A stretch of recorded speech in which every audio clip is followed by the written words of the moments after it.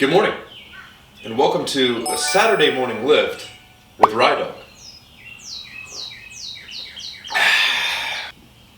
If you're wondering who Rydog is, that's me. It's a nickname of mine. Nobody really calls me that anymore, except for maybe a group of friends from high school. But I want to carry that name on into the future, so please. It's an absolutely beautiful morning today. Not too hot. I think it's going to rain today. We got some cloud cover. The birds are chirping. It's cool. It's fresh. I mean, what else would you rather do at 8:30 in the morning than sling a barbell around, try to get stronger? Here's what we got today.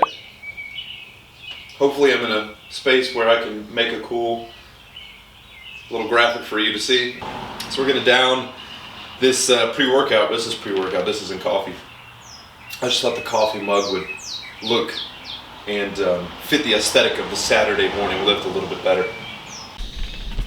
Just so y'all can get an idea of the ambiance around me. Ooh, look at that bird right there on that luscious green grass. I believe that's the red-tailed swallow. Pretty uncommon around these parts, but you know, only a true birdly enthusiast would know that piece of information. Oh, look at that overcast sky. How lucky am I, how lucky are we to be able to just get after it on this beautiful morning. The garage is open, the birds are singing. I was just thinking as I'm walking into my garage, have you ever seen this video right here? It's summer, I got my hat on backwards, and it's time to party. It's probably a top 3 favorite video of mine all time. Alright, I really can't fart around too awful much here. I have only a specific amount of time I can lift today. Got like literally an hour, so we're going to try to warm up pretty quickly, and then we're going to hop right into it. My goal with this warm up is probably 2 circuits of just getting on the rower, hitting the speed bag, hitting the punching bag. 30 seconds to a minute apiece, and hopefully by that time we will have facilitated a sweat. Peep the hands. And do a little more juice here. Uh-oh. Feeling good? Been working on a pretty special move here with the punching bag. Take notes. I don't know, that's not even funny. The finger poke. Come on, what are we doing?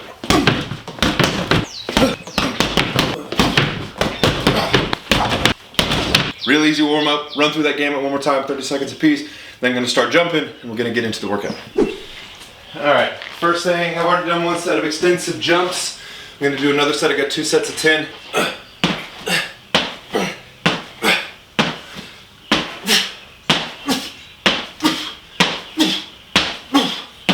One of the core elements through which I organize my training is this concept of antifragility. I first came across this concept in Mladen Jovanic's book, The Strength Training Manual, where he talks about it. But right now I'm actually reading that book by Nassim Taleb, Antifragility. And it's essentially just how can we put ourselves in the best position to be as robust as possible at all times. At least that's what I'm taking from it.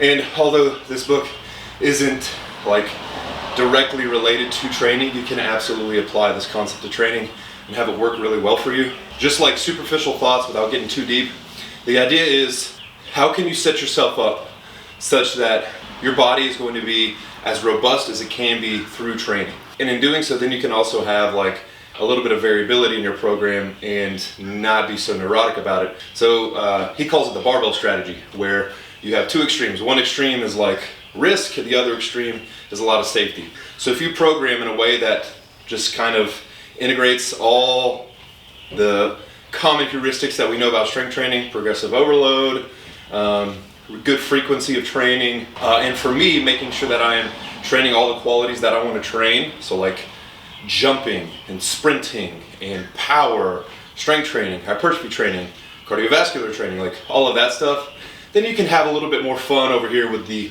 risk or the risky side. And like today, I'm doing a power snatch and then a low hang power snatch. Why am I doing that? Because I'm training all these qualities to a relevant degree, so I can have a little bit more fun over here and send it on a fun exercise.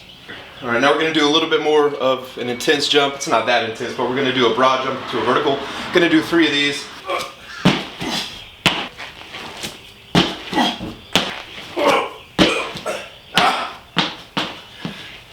All right, let's put the weightlifting shoes on, grab a barbell.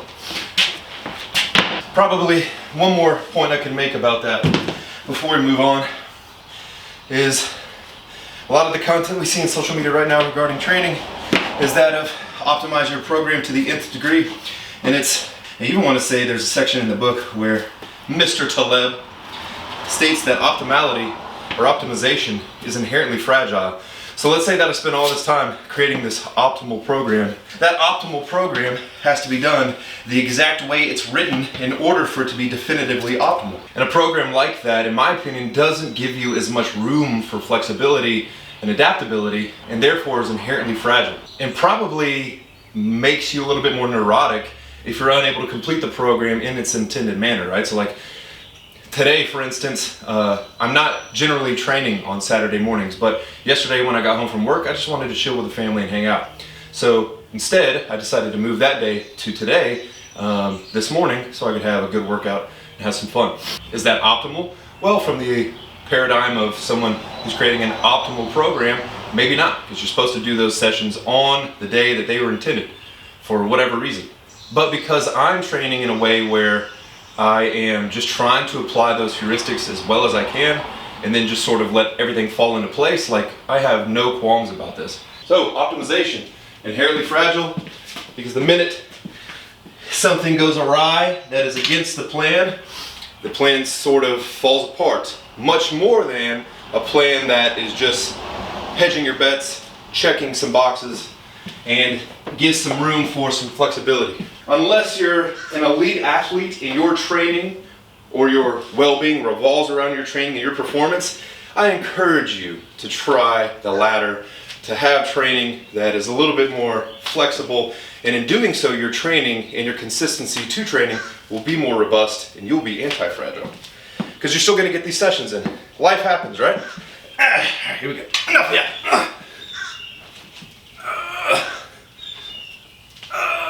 Feeling pretty warm. I don't feel the need to go through a ton of stretching, so let's start this.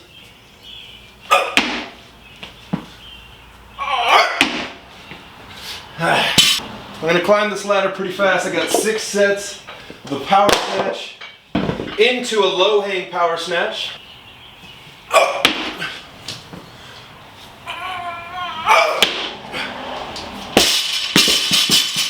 Probably do that one more time just to help grease the groove, then we're going to start adding.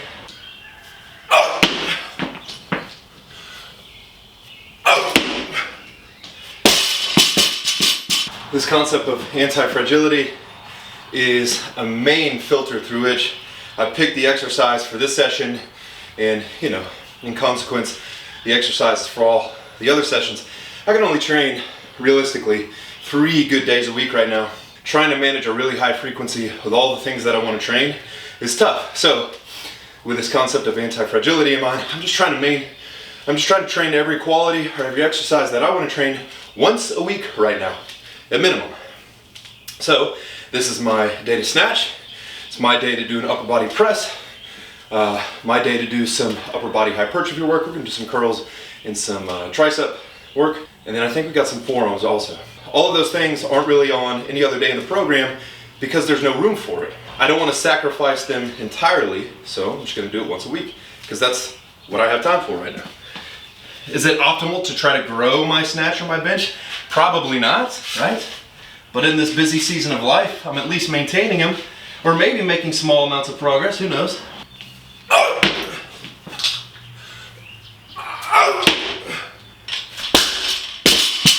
All right, 185. Honestly, probably just going to start my first set here. Crunched on time, but that's all right.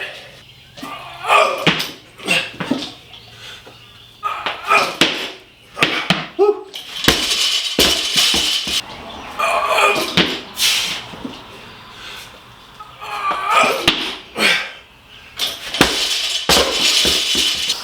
All right, set number 3. No time to waste.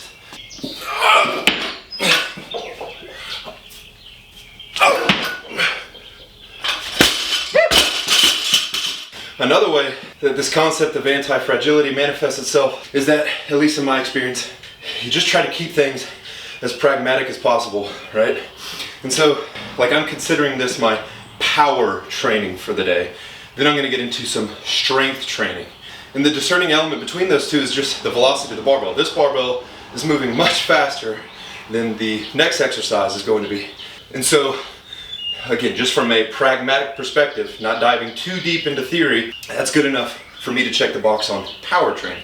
Just trying to train all these qualities throughout the week. I'm not so worried or so involved on, what percent of my 1 rep max should I be using to optimize power, and what exercise should I be doing. It's like, this is good enough for me right now, so I'm just gonna keep it rolling.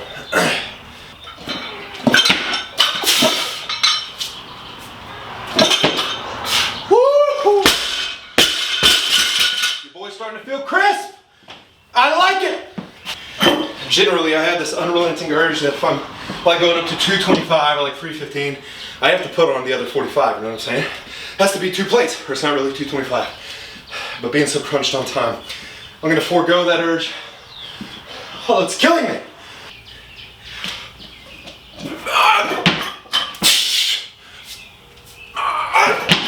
Oh, yeah, it feels good. Ah, it feels good. I don't know why it feels good, but it does. Oh no. What did I just do? Where did that screw come from? Got another nugget for you. You ready for this one? I don't know if you should be getting all this information for free, but I love you. So here we go. Just coming from a powerlifting background and a training background where like nearly every session is revolved around how much weight can I lift, right? Like as much as I think that I am following the program or making sure that I am not overreaching too much, like it's hard to check the ego sometimes and make sure that you're actually doing that. So like if I wasn't filtering my training through this perspective of anti-fragility, trying to optimize everything, trying to perform as best as I can, I'd be very inclined to try to hit like 275 on this for my top set, simply because that feels like a threshold that I don't want to go beneath, right? But it's like, it doesn't have to be that way. I don't have to try to reach the edge of my performance every single session. In fact, it's probably not recommended, right? And so it keeps me in check a little bit. It makes me okay with, like I said, getting the session in, doing as best as I can on that day, not having to overreach all the time.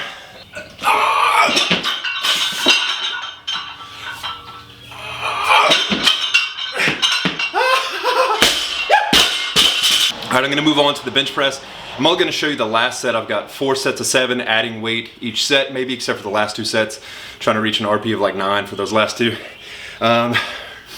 Just for time purposes, I'm gonna knock this out. And also, I wanna listen to some Sleep Token. That new song, what is it, Damocles by them, absolutely slaps. And it's such a tragedy that we can't play music over our videos on YouTube. Like, it's only more exposure for those artists, right? I don't know. Anyways, I'm gonna listen to that while I get ready for this bench press, and I'll see you on that last set. All right, last set here. Added weight to each set. This will be pretty tough. I will say, in the case of my bench press, this is an aspect that has definitely decreased in performance. And I don't necessarily know if it's a combination of things, right? It's that I'm not training it as frequently. Bench press seems to be like the lift out of all the lifts, that the more you train it, the better it's going to be. And that seems to be the case. I mean, honestly, that sounds like it would be the case for everything, but like with bigger, heavier lifts, maybe not so, like squat and deadlift, but bench press, I mean, I've benched up to 3 times a week before in the past, and that's probably when my bench press was the best. But so definitely feel like it's heavier than it normally is. But again, at the very least, I'm maintaining a thread of bench press frequency, and so I'm not dipping below a really low threshold, right? So what are you gonna do?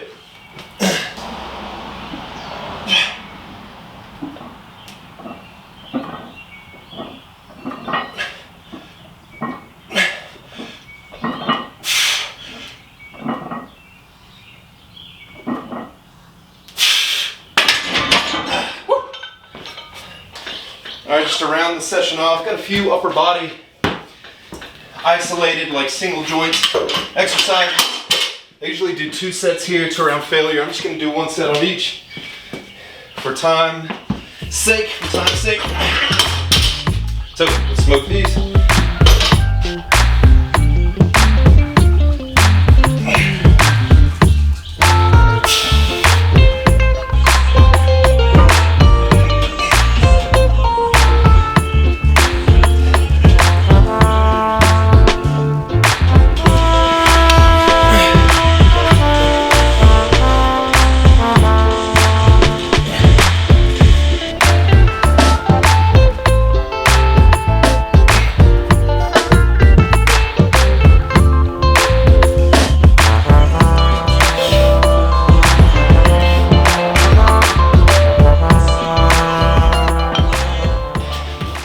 Alright, there you have it. A really good training session in a little over an hour.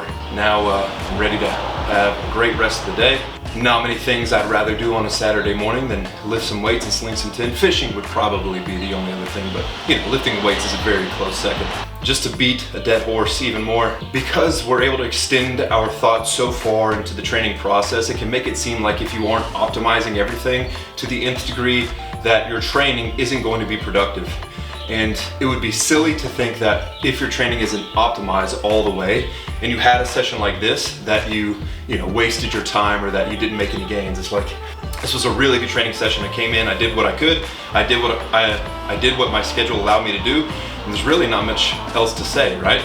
So don't let the theory, when you're thinking about your training, get into the way of actual practice, right? The actual practice of training, because that's the most important part.